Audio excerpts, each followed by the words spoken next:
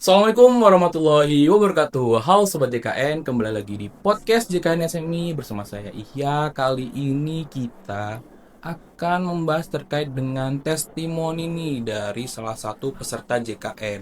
Ini podcast JKN Sukabumi.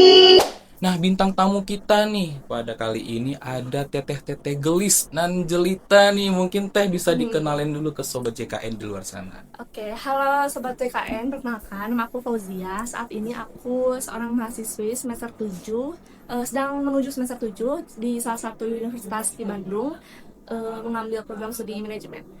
Oke, ini dengan Teh Fauzia ya. Iya. Ini enaknya saya panggilnya apa nih, Fau Fauzia? aja deh. Fau aja nih, Fau. Teh Fau. Oke, Teh Fau. Mengawali dari berbagi cerita akan kepesertaan JKN ini, saya boleh tahu ini Teh Fau ini segmen kepesertaannya apa ya? Kalau aku sih PPU ya, karena ngikut dari orang tua gitu. Karena udah 21 tahun, jadi Hmm. diperpanjang masih surat keterangan aktif kuliah. Oh iya, karena kan emang ada batas usia Iya. ditanggung gitu 21 Mm-mm. tahun ya. Ya, 21 Oke, tahun. nih Teh Fau.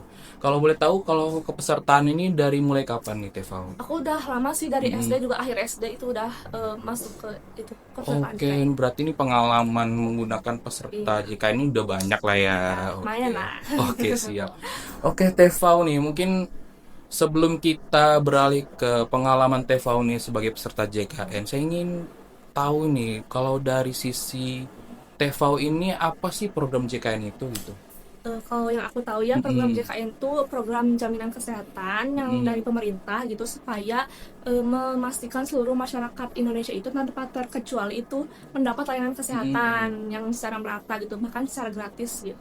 Nah, benar banget nih Sobat JKN, karena emang program JKN ini tidak ada untuk kalangan khusus. Jadi semua Iya. golongan itu berhak untuk mengikuti program JKN. Karena dulu nih kita pernah mendengar ya istilah kalau orang miskin itu dilarang sakit gitu kan. Kalau sekarang nih karena ada program JKN itu jadi ya tidak adalah pembedaan antara si kaya dan si miskin yang boleh berobat dan lain sebagainya. Dan sebagai kita ketahui juga ya, biaya berobat sekarang itu udah nggak Iya, murah ya. mahal banget. Nah bener, apalagi sampai sobat JKN yang dirawat inap, ya bener.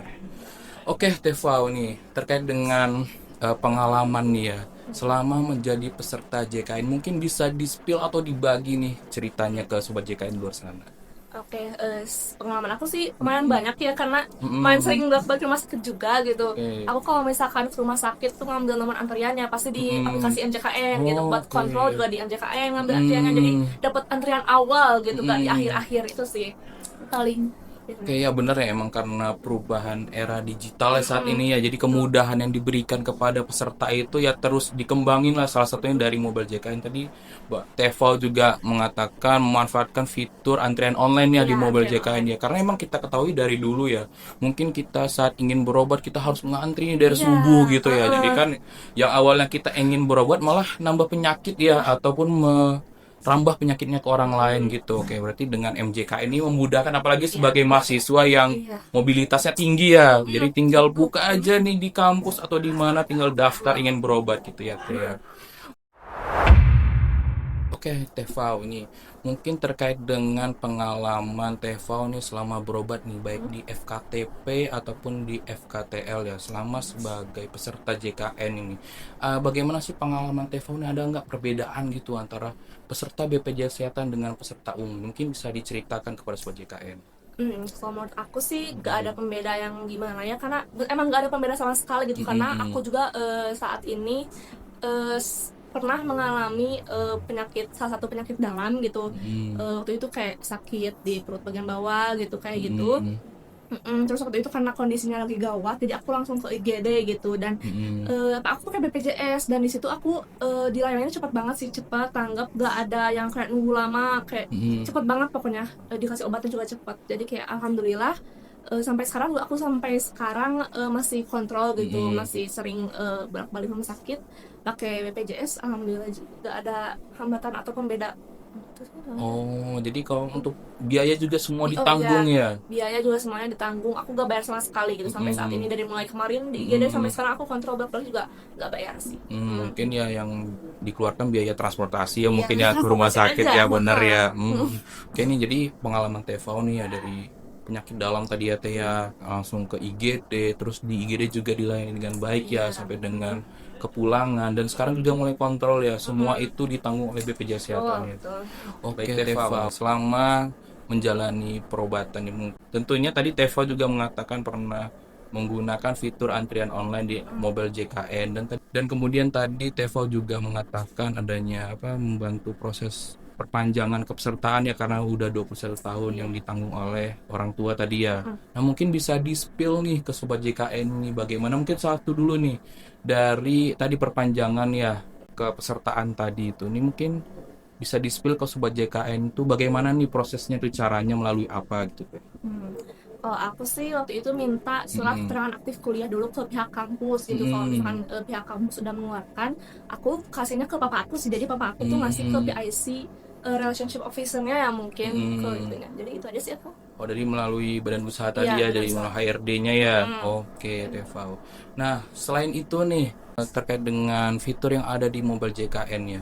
Kan Teva ini kan seorang mahasiswi di salah satu perguruan tinggi di Bandung nih ya, tentunya kan jarang lah bolak-balik pulang Iya. ke rumah gitu ya.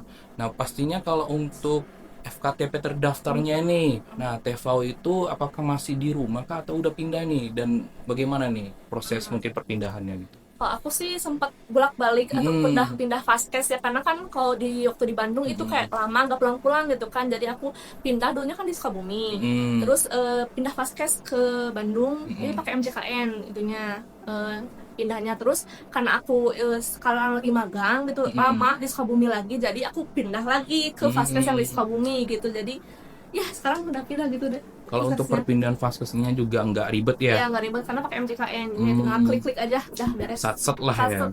Oke, Tevau. Oke, Tevau nih, pengalaman yang dibagikan ini sangat menarik ya, tadi dari pengalaman berobat ya menggunakan BPJS Kesehatan, kemudian tadi menggunakan fitur-fitur yang ada di mobile JKN seperti antrian online dan perubahan vaskes tadi ya.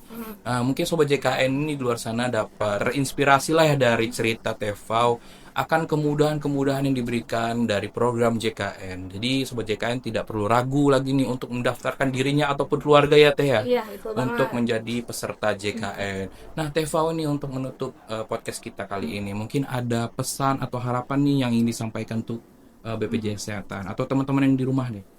Oke, Hmm. kalau dari aku sih pesannya dengan BPJS Kesehatan ini mengeluarkan Hmm. program JKN sangat membantu aku banget ya, buat Hmm. orang yang sering sakit gitu ya, buat balik ke rumah Hmm. sakit karena nggak harus mengeluarkan biaya apapun gitu kan. Hmm. Terus kayak antrian juga tinggal online gitu, jadi kayak alhamdulillah membantu banget. Terus untuk pesannya sih semoga bisa lebih mengedukasi masyarakat lagi ya untuk ya BPJS Kesehatan tentang pentingnya program JKN ini gitu.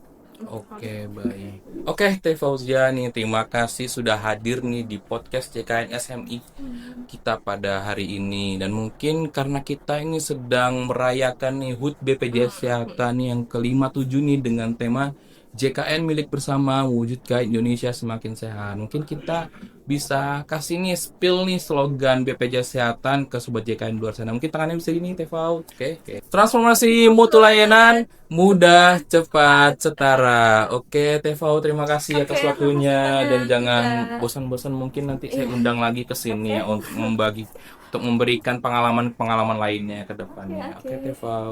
Oke, sobat JKN luar sana, jangan ragu lagi ya untuk menjadi peserta JKN, dan untuk sobat JKN luar sana semoga selalu sehat. Wassalamualaikum warahmatullahi wabarakatuh. Dadah.